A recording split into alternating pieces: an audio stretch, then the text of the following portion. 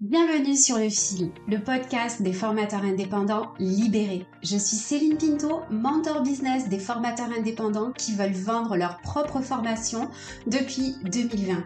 Et à travers ce podcast, je te livre les meilleures stratégies pour développer ton activité en vendant tes propres formations. Chaque vendredi, je te propose à travers ce podcast de poser un autre regard sur ton activité de formation. Je te propose de laisser ta casquette de formateur au placard et de coiffer ta couronne d'entrepreneur sur ta tête. Sur Le Fil, on va s'intéresser au business de la formation, on va parler de marketing, de communication, de vente, mais aussi d'andragogie et bien sûr de Calliope. À travers ce podcast, tu vas découvrir comment te construire une activité de formation qui te ressemble et qui coche tes 3B, ta vie, ta vision, tes valeurs. On va aussi partir un peu plus haut dans les méandres de ta puissance personnelle et de ton état d'esprit parce que je crois que toutes les stratégies fonctionnent beaucoup mieux quand ton esprit est plus fort. Alors si tu es prêt à devenir un formateur indépendant libéré, on démarre tout de suite avec l'épisode du jour.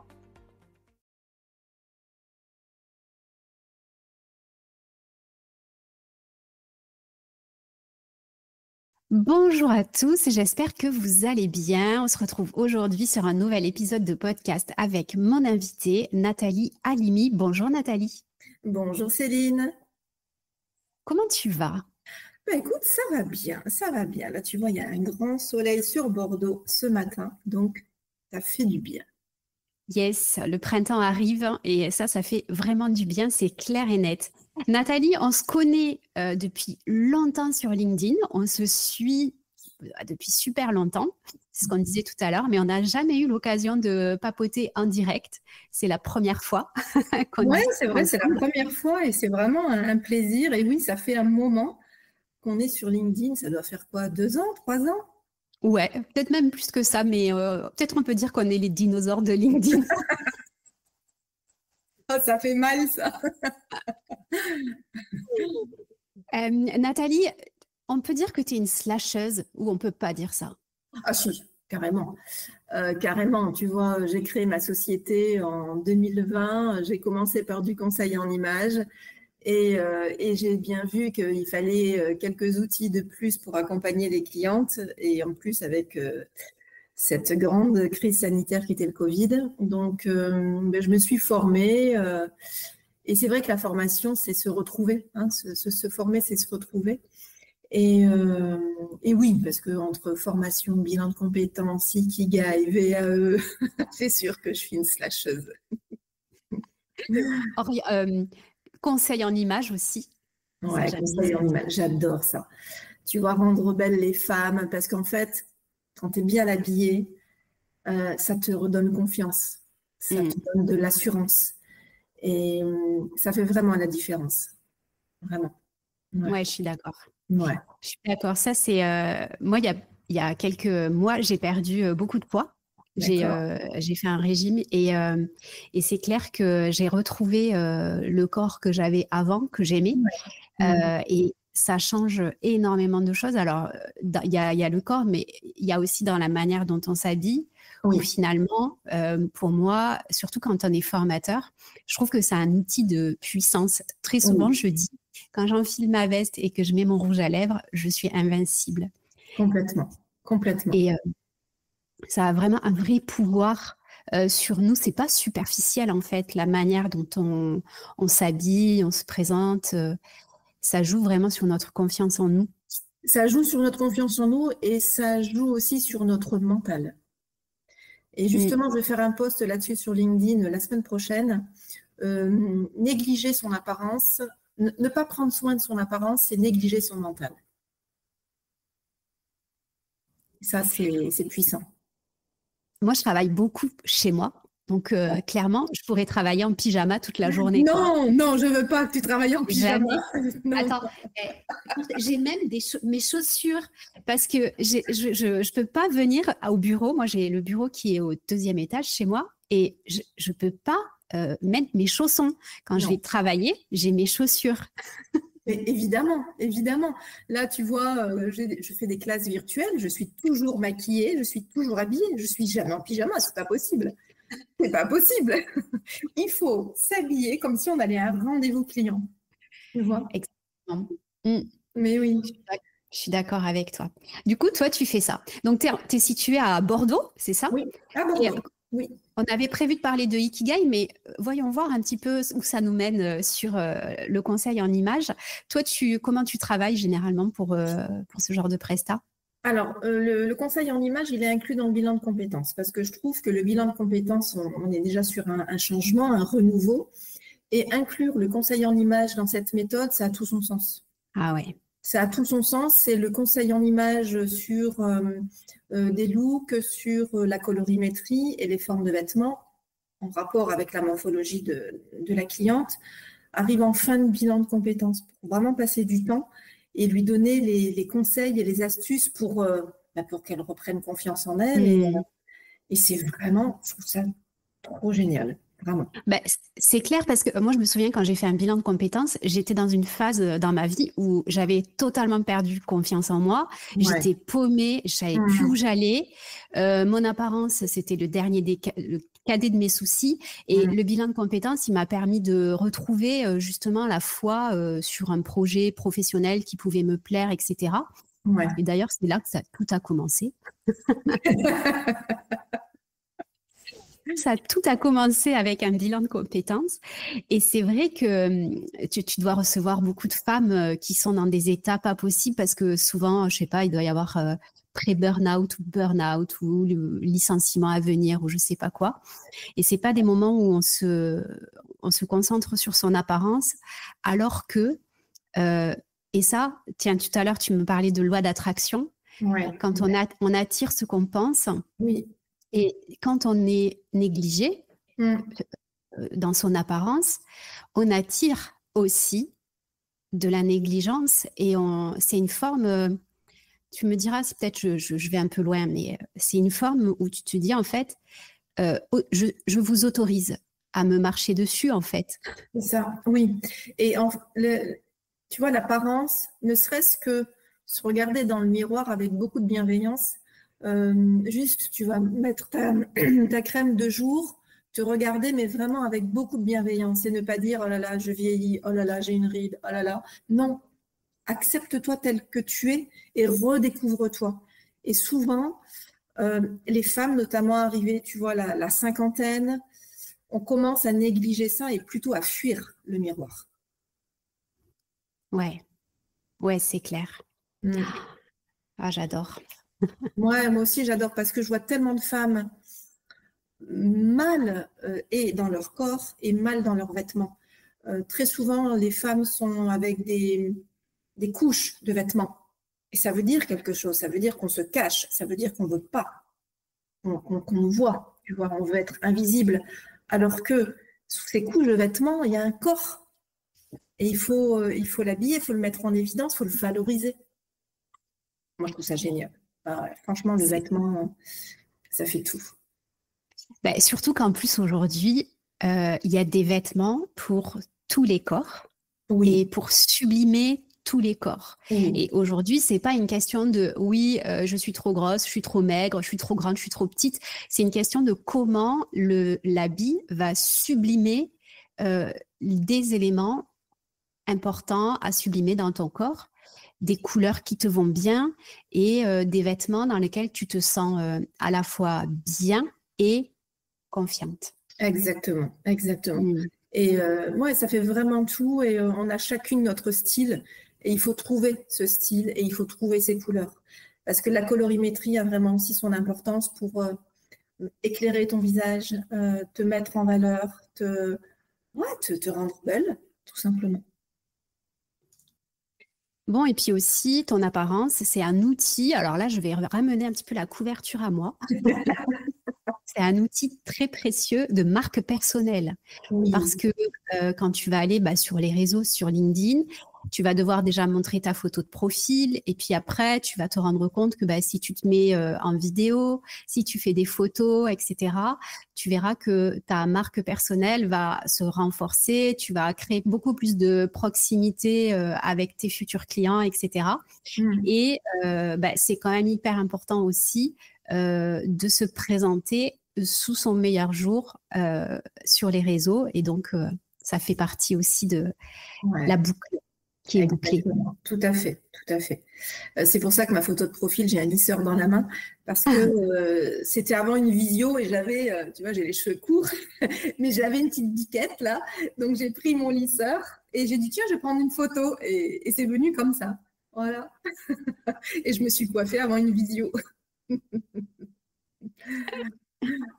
Bon, merci Nathalie. Aujourd'hui, on a l'intention de parler de Ikigai. Bon, et en fait, en bonne slasheuse que tu es, c'est normal qu'on dérape sur certains sujets plus que d'autres. Oui, bien sûr. Ikigai, alors Ikigai, c'est une méthode puissante, reconnue, pour connaître ta mission de vie. Ikigai, c'est joie plus sens égale Ikigai. C'est vraiment pour moi, c'est ta passion, c'est ta mission sur cette terre. Et c'est rendre service à ta communauté tout en te faisant plaisir. Pourquoi tu te lèves le matin? Yes. Alors, ça vient d'où l'Ikigai? Explique-nous tout pour ceux qui ne connaissent pas ce truc. Alors, Ikigai, c'est dans la culture d'Okinawa, tu vois. C'est beaucoup dans les zones bleues, comme la Sardaigne en Italie, comme l'Oma en Californie. Il y a des personnes là-bas qui vivent jusque 100 ans, 120 ans. Alors, c'est non seulement une hygiène alimentaire, d'accord, mais c'est aussi une hygiène de vie. Et Ikigai fait partie de cette hygiène de vie. L'autre jour, j'ai vu à la télé un reportage sur Ikigai avec une femme, elle avait une centaine d'années, et elle prenait le bus avec sa petite trousse pour aller mettre du vernis à ses clientes. Elle était esthéticienne, plus jeune, et elle continue d'exercer. C'est sa passion. Et elle rend service à sa communauté, donc zéro stress, bien dans sa vie. Elle vit de sa passion. Je trouve ça juste extraordinaire. Donc, ça nous vient d'Okinawa, une ville du Japon où les gens vivent jusqu'à 100 ans. Oui. Et donc, tu disais que, évidemment, il y a la partie alimentaire, mais il y a aussi pourquoi tu te lèves le matin, en fait. Et l'Ikigai, ça répond à ça? Ouais, ça répond à ça. C'est vraiment un état d'esprit, tu vois. Mais il faut le trouver, son Ikigai. Des personnes mettent longtemps à trouver, d'autres pas longtemps. Et des fois, on a des moments de vie aussi où on travaille, on fait ce qu'on fait, on dit on aime ce qu'on fait. Et puis, tu as le doute qui arrive. Oui, j'aime bien, je suis bien dans mon poste, je suis bien en tant que formatrice, je suis bien en tant qu'entrepreneuse, mais il y a un mais qui arrive. Tu vois, il y a un mais. Et ce mais, c'est qu'il y a quelque chose qui ne va pas, mais il faut trouver ce quelque chose et il faut peut-être se recentrer. Il faut peut-être se redécouvrir. Et Ikigai peut intervenir là. Ok. Tu peux expliquer concrètement en quoi ça consiste trouver son Ikigai? Oui, alors trouver son Ikigai, quand j'accompagne moi les clientes sur Ikigai, on est là pour se poser 4 questions. Tu as la question, et c'est vraiment 4 questions précises. Ce que j'aime faire, ce pourquoi je suis douée, ce dont le monde a besoin, et ce pourquoi je peux être rémunérée, ce pourquoi je peux être payée. Et la première question, ce que j'aime faire, c'est la question la plus difficile. Parce que c'est vraiment, alors Ikigai, c'est vraiment une méthode où on libère la parole. Il faut vraiment tout dire. Il faut vraiment tout dire. Si tu me dis, j'aime aller faire du shopping, Très bien. J'aime aller au théâtre. D'accord. Et c'est là où j'interviens dans l'accompagnement parce que je vais creuser. Au théâtre, qu'est-ce que tu aimes au théâtre? Est-ce que c'est les acteurs? Est-ce que c'est cette ambiance qui est feutrée? Est-ce que c'est cet endroit cosy, les rideaux en velours, les costumes, les acteurs? Enfin, tu vois, il y a plein de choses. Et je note tout. Et pour chaque question, je note tout, je décortique, je pose des questions. Ça chamboule, ça remue. Mais oui, des fois, j'ai des larmes, mais c'est nécessaire. Ouais.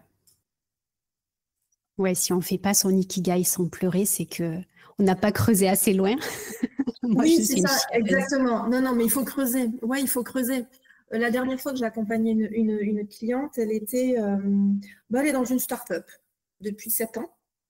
Dans une start-up qui met en relation les parents pour garder les enfants avec des babysitters. Ça fonctionne très bien. Elle génère du chiffre d'affaires, très bien. Mais il y a un mais. Elle sent qu'il y a quelque chose qui ne va pas. Donc, on a fait 4 heures d'accompagnement et elle a repris confiance parce que l'objectif, c'était de reprendre confiance en elle. Donc, je lui ai posé différentes questions. On a un petit peu dévié, on s'est recentré et elle a trouvé ses réponses. Elle a trouvé ses réponses. Ouais. Donc, la question, ce que j'aime faire, c'est pas forcément est-ce que j'aime faire du shopping. C'est ce que tu aimes vraiment faire, peut-être au-delà de ton job, en fait. Parce Bien sûr. Oui. Moi, Ouais, c'est au-delà de ton job, c'est dans ta vie perso. C'est aussi quand tu étais enfant, qu'est-ce que tu aimais faire? Quand tu étais ado, qu'est-ce que tu aimais faire? Dans quelles conditions tu aimais faire ça? Tu étais seule, avec des amis, en famille, à l'extérieur, à l'intérieur? Il y avait quoi autour de toi? C'est toutes ces questions-là. Et des fois, avec le quotidien, on a la tête dans le guidon, les étapes de la vie, les événements, les épreuves, on oublie tout ça. Donc tout ça, c'est enfoui à l'intérieur de nous. donc tu fais aussi parler les gens à leur enfant intérieur, à leur moi quand ils avaient 6 ans ou 7 ans. Exactement, exactement. Et des fois, tu as souvent cette remarque, ah oui, c'est vrai, j'avais oublié, c'est vrai que je faisais ça. Ah, et tu vois ah, Ouais. c'est surprenant. Hein. Et elles-mêmes, elles sont surprises et elles parlent. Les clientes, elles parlent parce que c'est souvent des femmes, très souvent, que j'accompagne. Et elles osent parler. Ouais. Moi, ça me rappelle mon enfance, justement, parce que souvent, je me dis, purée, c'est fou. Quand j'étais petite, j'adorais jouer avec ma petite voisine à la secrétaire. On se mettait dehors et contre, je cheffais, tu vois. Je cheffais, donc, et je me souviens, j'avais mon bureau, j'avais mes petits papiers, je remplissais, tu sais, dans le Télé 7 jours, je découpais les formulaires pour s'abonner, tu sais, au magazine. Et je passais ma journée. En fait, mon job, c'était de remplir des formulaires parce que c'était mon travail. Et,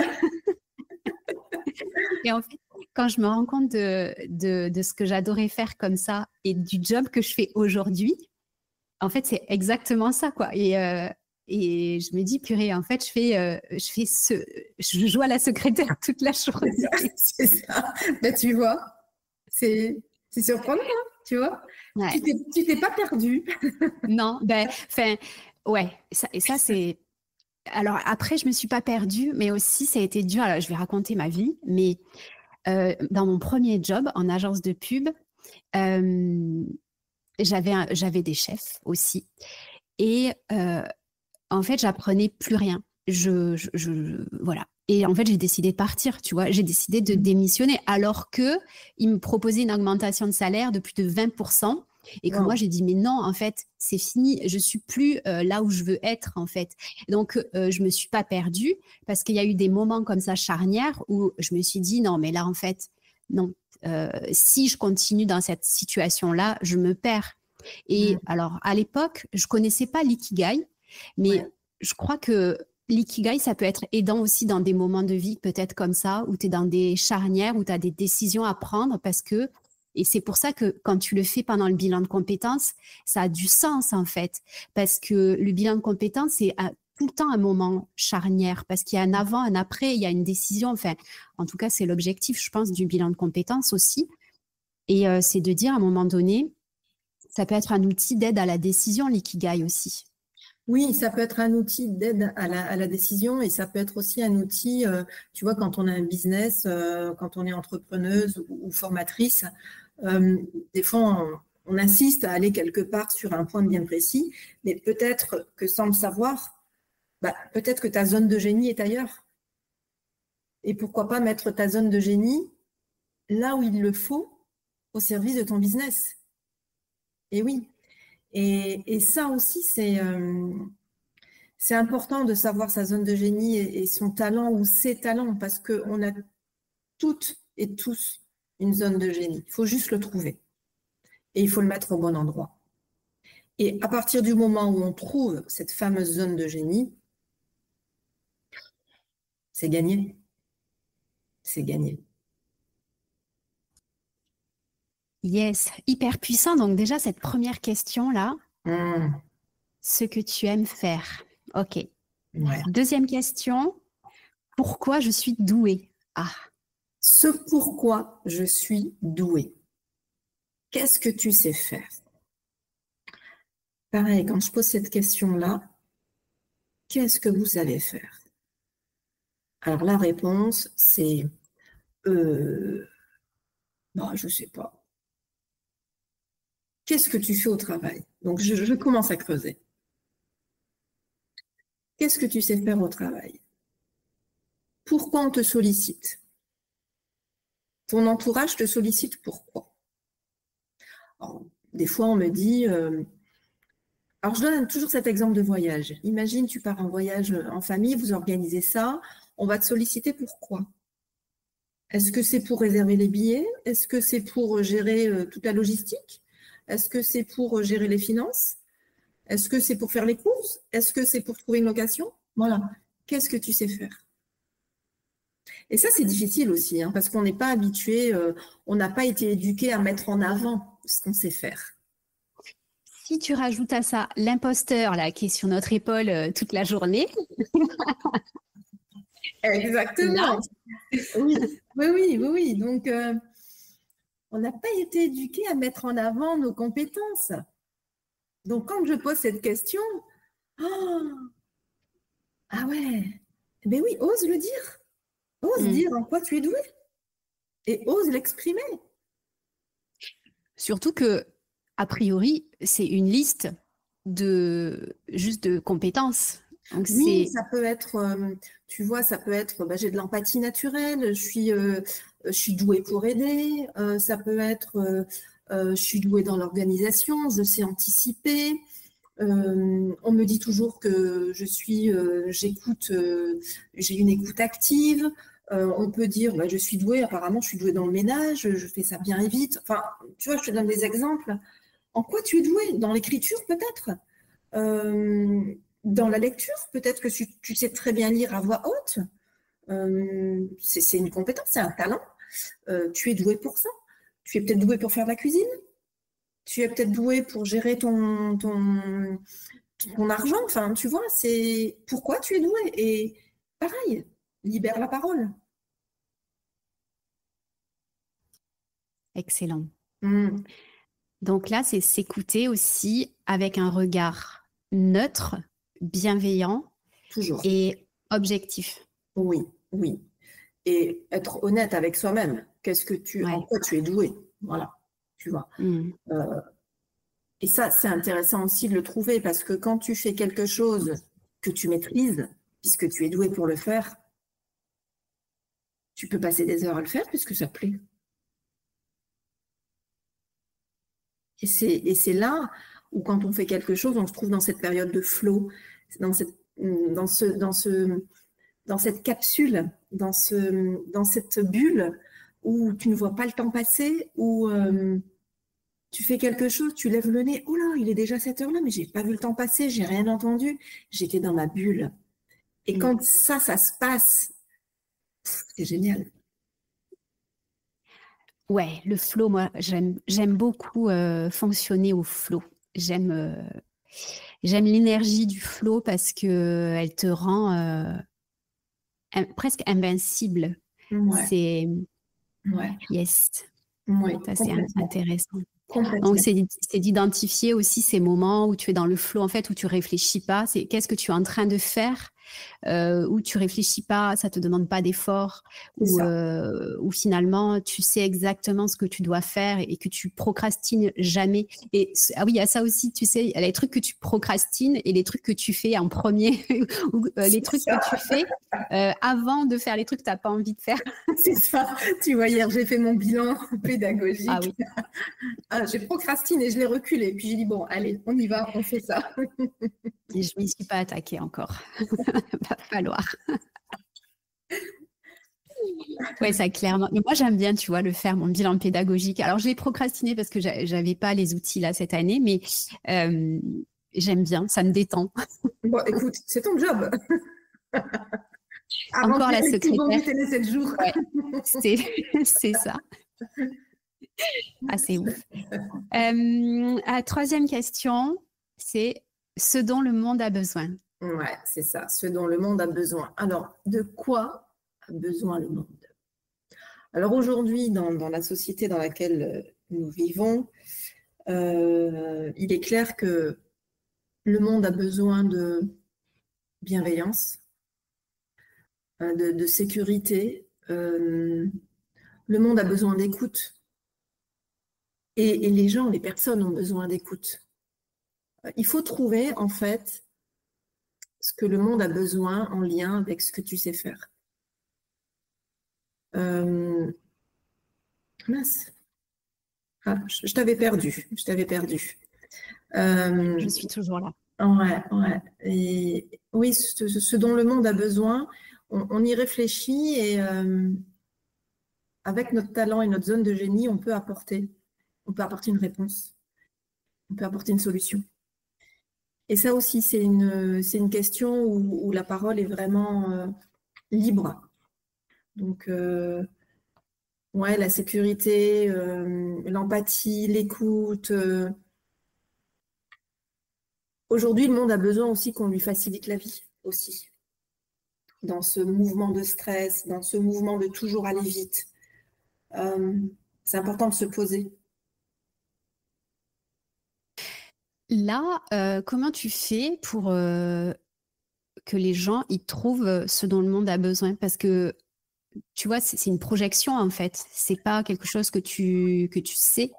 Et Ouais. j'ai envie de revenir un peu sur marketing.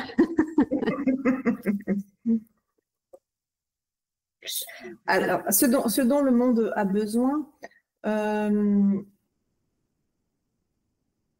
en fait, chaque individu peut occuper une fonction spéciale dans la société en répondant à un besoin au monde. Et pour connaître ce dont le monde a besoin, en fait, il faut écouter, que ce soit à la radio, il faut lire sur les réseaux sociaux, écouter des podcasts, regarder les forums, lire les forums, lire les avis aussi sur Google. Tout ça, ça t'apporte des réponses. Puis l'actualité, ça peut être, et il y a différents domaines. Tu as le domaine de l'esprit, de l'intellect. Tu as le domaine du corps. Est-ce qu'on a besoin de santé? Est-ce qu'on a besoin de se rendre belle? Est-ce qu'on a besoin de bien-être physique? Est-ce qu'on a besoin d'amour ou de compassion? C'est le besoin du cœur. Tu vois, tout ça, il y a plusieurs domaines. Et en tant que personne, en tant qu'humain, on est toujours un petit peu attiré par certains domaines. On a des préférences. Peut-être que certaines personnes, ça sera dans le domaine de la distraction, besoin d'émotion, besoin de faire rire, parce qu'aujourd'hui, le monde a besoin de rire, a besoin de s'amuser. Et si on a un talent sur, je sais pas, écrire des sketchs, pourquoi pas? Ça peut être un talent. Oui, donc du coup, l'ikigai, ça peut amener dans des directions que soi-même, on n'aurait jamais imaginé. Ah, Parce mais que c'est franchement, sûr. admettons, tu aimes bien écrire des blagues. Oui, tu te rends compte que le monde a besoin de rire. Et toi, tu es expert comptable chez BCGS, là ou je sais pas quoi. Exactement. Tout à fait. Mais alors là, tu vois, tu m'emmènes quelque part. Ikigai, pour moi, devrait intégrer les entreprises. Vraiment. Parce que l'idée, c'est de mettre la bonne personne au bon endroit. Et c'est gagnant-gagnant. Autant pour la personne qui travaille dans l'entreprise, autant pour l'entreprise. Tu as combien de personnes qui sont à un poste? Ils sont mal dans leur poste. Tu en as combien? Et Ikigai pourrait intervenir et aider ces personnes et l'entreprise. Ça serait vraiment tip top. Vraiment.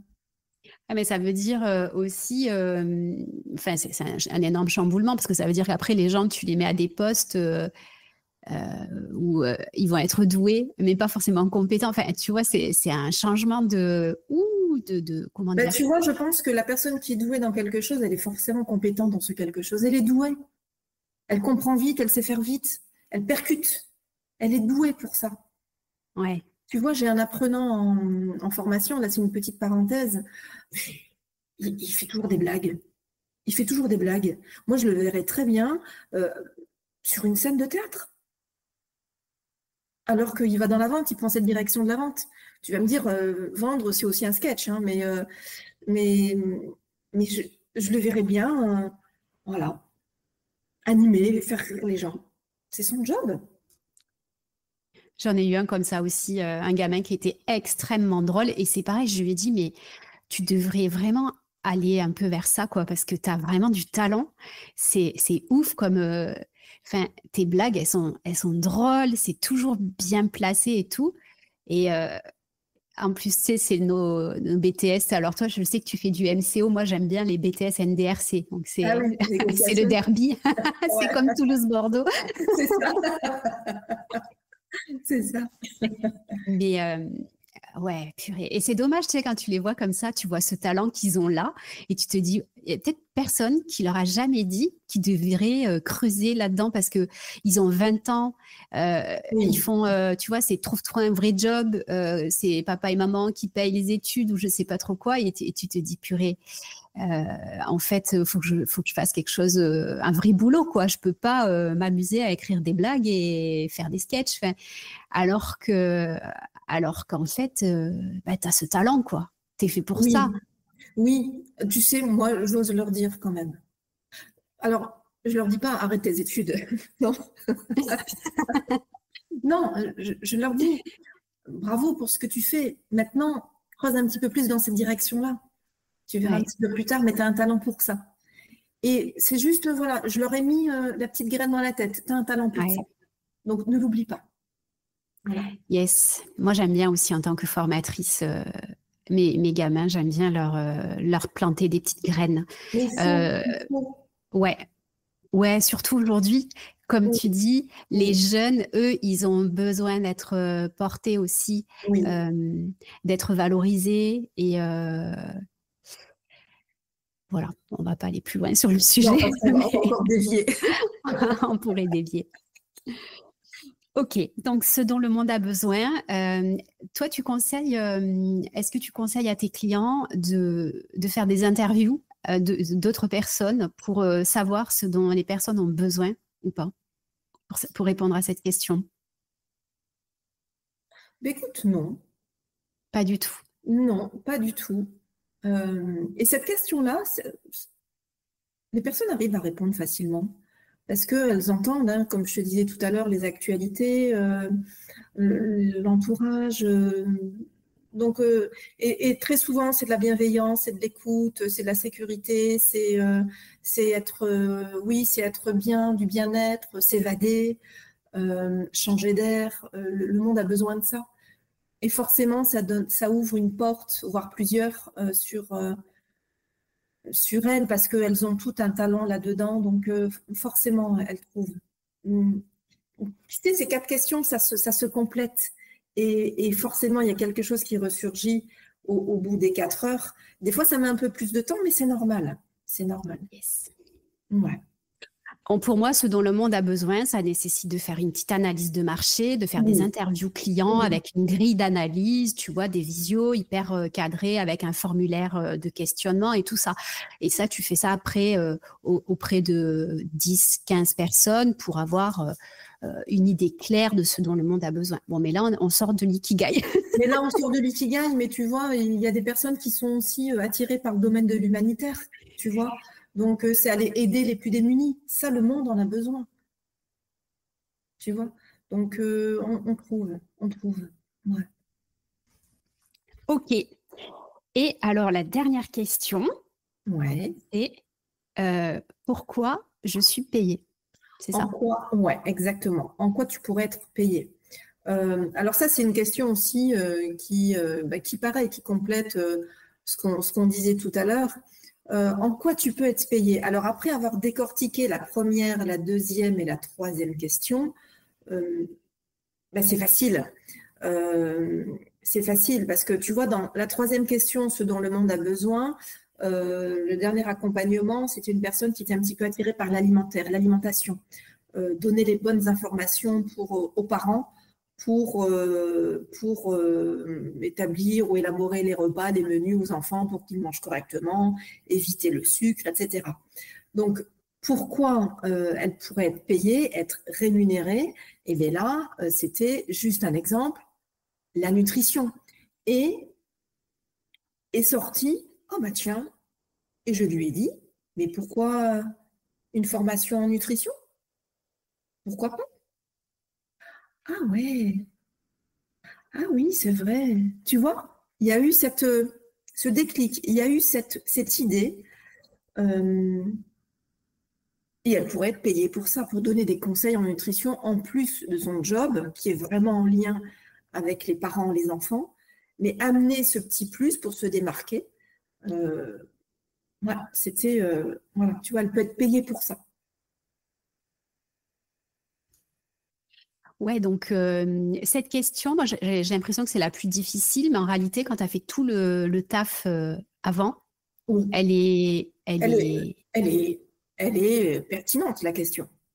Oui. Mais il faut avoir tout décortiqué avant, et là, tu trouves tes réponses. Ok. Tu vois. Donc, ça peut dépoter parce que ça peut finir par je suis comptable dans une entreprise et finalement, je vais faire des cours de nutrition. Je vais aider les jeunes à mieux manger, ou je suis en BTS commercial et finalement, je vais écrire des sketchs. Oui, non, ou alors tu vois, tu peux être dans une entreprise, tu as un poste bien précis. Je voudrais que je te donne un exemple. Tu es secrétaire assistante, par exemple, et tu fais des mails tout le temps, tu fais des notes d'information tout le temps. Et en fait, la personne, ce qu'elle aime, c'est créer des visuels. Tu vois, par exemple. Et elle n'en crée jamais, cette personne. Pourquoi pas la mettre au service marketing ou com pour qu'elle fasse des visuels et en même temps, ces notes d'information, mais avec des visuels. Voilà, qu'elle crée des supports. Mais elle est toujours secrétaire assistante, mais à créer des supports. Tu vois, donc là, voilà, elle aime faire ça. Laisse-la créer des supports si elle aime. Ok, je vois. On n'est pas obligé de tout chambouler, en fait. Non. Ikigai n'est pas égal chamboulement. Égal chamboulement intérieur, oui, mais pas chamboulement dans ta vie professionnelle. L'idée, c'est vraiment d'identifier ta zone de génie, tes talents, pour les mettre au service de ta vie, pour être épanoui, pour être bien, quoi, et te lever le matin avec la patate. Alors, l'ikigai, moi, ce que j'en vois, c'est que c'est souvent présenté sous forme de 4 cercles, avec donc ces 4 univers, ce que j'aime faire, pourquoi je suis douée, ce dont le monde a besoin et pourquoi je suis payée. Et au milieu de tout ça, à la croisée de tout ça, se trouve ton ikigai. Comment tu le formules, toi, l'ikigai? C'est une phrase toute faite? Ça se passe comment? En fait, il y a 4 phrases. Une fois que tes 4 cercles sont complétés, on a décortiqué les questions. Après, il y a des combinaisons. Exemple, ce que j'aime plus ce en quoi je suis douée, c'est ta passion. Ce pourquoi je suis douée plus ce pourquoi je peux être payée, c'est ta profession. Ce que j'aime plus ce dont le monde a besoin, c'est ta mission. Et ce dont le monde a besoin, plus ce pourquoi je peux être payée, c'est ma vocation. On relie après ces cercles-là. Et l'idée d'ikigai, c'est vraiment d'exprimer sa passion. Donc c'est ce que j'aime et ce en quoi je suis douée. Et ça, c'est intéressant. Et là, tu trouves ton ikigai. Okay, et là, tu reprends confiance en toi. Et là, quand tu as trouvé ça, tu peux le mettre au service de ton business, de ton activité, de ta vie. Par contre, il faut vraiment creuser, il faut vraiment décortiquer. Quand on ne trouve pas son ikigai, c'est qu'on n'a pas assez creusé. On ne s'est pas assez posé de questions. On n'a pas assez détaillé. Ouais. Donc, il y a ça. Et après ça, c'est, à mon avis, tu me dis ton expérience, mais inexorablement, une décision derrière. Une décision ou alors un réajustement? Ah ouais. Ouais, moi, je suis peut-être un peu tout noir ou tout blanc. Oui, non, pas obligatoirement. Ça peut être un réajustement. Tu sais, des fois, on prend une direction et on sent que ça coince, ça ne va pas, ça bloque tout le temps, mais des fois, on est obtus. Et Ikigai peut t'aider à t'éclairer. En fait, Ikigai, ça t'aide aussi à passer du flou à la clarté. Et des fois, dans ton business, quand tu bloques, tu t'es têtu, tu veux aller là, mais tu sens que ça bloque et tu as toujours des obstacles. Pourquoi? Parce que on te dit de prendre une autre direction, mais tu ne le fais pas, tu n'écoutes pas. Et avec Ikigai, ça peut te permettre de le faire. Ok. Alors, Madame Docteur Ikigai, quelle posologie vous préconisez pour l'ikigai? Combien de fois dans sa vie on doit refaire son ikigai? Alors, il n'y a pas de chiffre exact, hein, y a pas de... On le sent à l'intérieur de nous quand on a besoin d'aide, quand on a besoin d'être dirigé, quand on a besoin de... On est un peu perdu, tu vois, on ne sait plus. On ne sait plus notre pourquoi, on ne sait plus. Donc, quand on est dans le flou, quand on est dans le brouillard, dans ce fameux tunnel, tu ne vois plus rien, tu fais, mais ça ne va pas, tu le sens, bon, voilà, c'est le moment. Il faut faire quelque chose. Donc, il y a plein de choses à faire. Mais Ikigai, c'est vraiment un bel outil et c'est reconnu. Donc, pourquoi pas Ikigai? Pourquoi pas? Yes. Alors, toi, tu accompagnes dans le cadre de tes bilans de compétences à Ikigai, mais tu as aussi des formules qui sont proposées pour tes clients qui veulent faire que l'Ikigai. Tu peux nous en parler un petit peu? C'est l'heure de la minute publicité de Nathalie. Oui. Alors, oui, Ikigai dans les bilans de compétences, et je le fais à part en accompagnement de 4 heures. C'est 2 fois 2 heures. Soit en présentiel si la personne se trouve sur Bordeaux, évidemment, soit en visio. Et c'est 2 fois 2 heures. Et entre les 2 heures, en interséance, il y a une dizaine de jours entre les 2 séances pour digérer, pour intégrer. Voilà, ça se passe comme ça. Donc, il y a cet accompagnement-là avec moi en visio. Et il y a un autre accompagnement en format unique, un pas à pas vers l'ikigai en vidéo. On y va à son rythme. Voilà, c'est intéressant aussi. Si on n'a pas envie de passer 4 heures avec moi, on peut passer comme à son rythme et découvrir son ikigai pas à pas. J'accompagne en visio, enfin en vidéo. Et c'est aussi un autre format unique aussi. Donc ça, c'est une petite offre digitale que tu nous proposes. Oui, c'est une petite offre digitale que je propose, qui est sur mon profil LinkedIn, sur la partie sélection. Ouais. Yes, on mettra tous les liens pour te contacter, etc. Donc, toi, tu es beaucoup sur LinkedIn. J'imagine que tu as un site internet. J'ai un site internet et aussi j'ai fait un post là-dessus le 16 et 25 juin. J'organise un accompagnement pour 4 entrepreneuses seulement. Et j'offre en plus une analyse graphologique pour vraiment aller au plus loin et identifier les véritables talents pour les mettre au service du business. Donc, c'est le 16 et 25 juin. 4 personnes uniquement, 4 entrepreneuses déterminées. Voilà. Je lance l'appel. Voilà. Yes. Avec tout ce que tu nous as partagé là,